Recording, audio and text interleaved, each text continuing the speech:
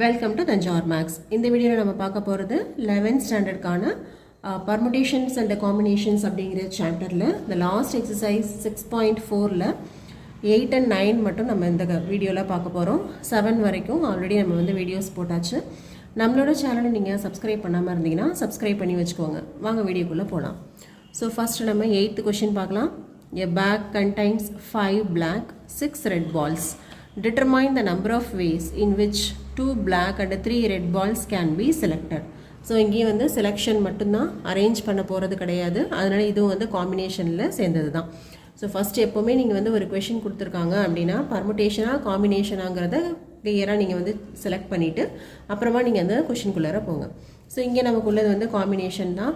இங்கே என்ன சொல்லியிருக்காங்கன்னா 5 பிளாக் இருக்குது, 6 ரெட் பால்ஸ் இருக்குது. இதுலேருந்து நம்ம செலக்ட் பண்ண வேண்டியது 2 பிளாக் அண்ட் 3 ரெட் பால்ஸ் மட்டும்தான். ஸோ அதுக்கு வந்து எவ்வளோ நம்பர் ஆஃப் வேஸ் அப்படின்னு நம்ம பார்க்கலாம்.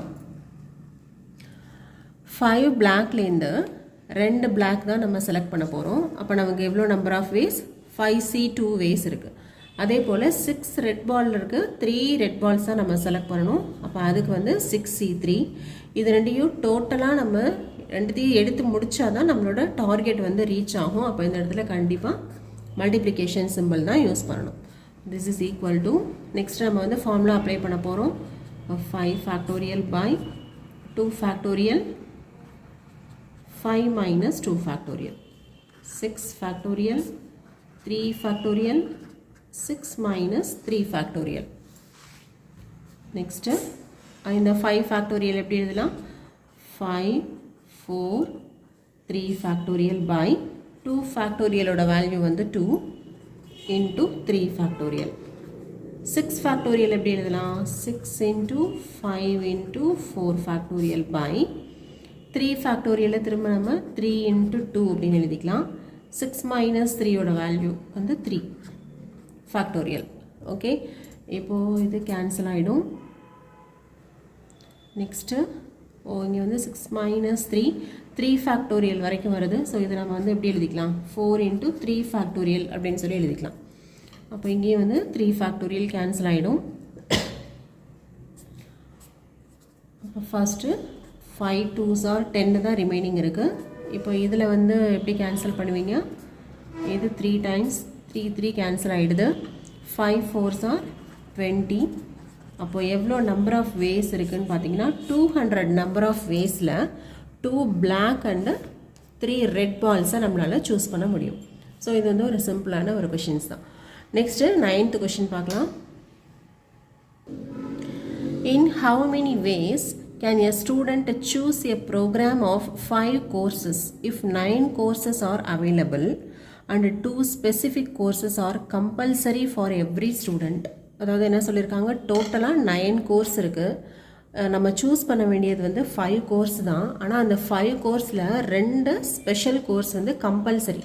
அதாவது ஒரு English, Tamil, maths, science, social இப்படி எடுக்கிறோம் அப்படின்னு வச்சுக்கோங்களேன். இந்த இங்கிலீஷ் தமிழ்ங்கிறது எல்லாருக்குமே காமனாக தானே இருக்கும், எல்லா குரூப்ஸுக்கும். அதே மாதிரி தான் இப்போ டோட்டலாக வந்து 9 கோர்ஸ் இருக்குது. நம்ம வந்து 5 தான் செலக்ட் பண்ண போகிறோம்.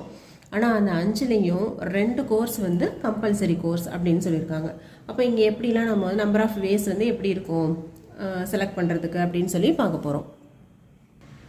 இப்போ பார்த்தீங்கன்னா டோட்டலாக 9 கோர்ஸ் இருக்குது. இந்த 9 கோர்ஸில் 2 வந்து கம்பல்சரி சொல்லிட்டாங்க. ஓகே, அப்போ ரிமைனிங் வந்து 7 தான் வந்து ரிமைனிங் கோர்ஸ் இருக்கும். 2 வந்து கம்பல்சரி கோர்ஸ். மேபி இது வந்து இங்கிலீஷ் தமிழ் அப்படின்னு நம்ம சும்மா ஒரு கெஸ்ஸிங்க்கு எடுத்துக்கலாம். இது இங்கிலீஷ் தமிழ் இருக்குது அப்படின்னா அதை தவிர மற்ற எல்லா கோர்ஸும் வந்து இதில் ஒரு 7 கோர்சஸ் இருக்குது. பட் நம்ம எப்படி செலக்ட் பண்ணணும்னா 5 கோர்ஸ் தான் செலக்ட் பண்ணணும். ஆனால் இந்த கம்பல்சரி கோர்ஸ் வந்து கண்டிப்பாக எடுத்தாகணும். அப்போ 2C2, ஏன்னா இது 2 தான் இருக்குது, நம்ம எடுக்க போகிறதும் 2 தான். ஓகேவா? அப்போ 2C2ங்கிறது கம்பல்சரி. நெக்ஸ்ட்டு ரிமைனிங் வந்து 7 கோர்ஸ் இருக்குது. நமக்கு தேவை வந்து 5 கோர்ஸு. ஏற்கனவே 2 வந்து எடுத்து முடிச்சாச்சு. அப்போ ரிமைனிங் உள்ள 3 கோர்ஸை இந்த 7 கோர்ஸ்லேருந்து நம்ம செலக்ட் பண்ணிக்கலாம். ஓகேவா? அப்போ நமக்கு number of ways to select 5 அப்படின்னு சொன்னால் 5 கோர்சஸ். 5 கோர்ஸஸ் செலக்ட் பண்ணுறதுக்கு நமக்கு எவ்வளோ நம்பர் ஆஃப் வேஸ் இருக்குது அப்படின்னு சொல்லி பார்த்தீங்கன்னா இந்த 2 ஸ்பெஷல் கோர்ஸில் 2 கோர்ஸையும் செலக்ட் பண்ணணும். ரிமைனிங் உள்ள 7 கோர்ஸ்லேருந்து ஒரு 3 கோர்ஸ் வந்து செலக்ட் பண்ணணும்.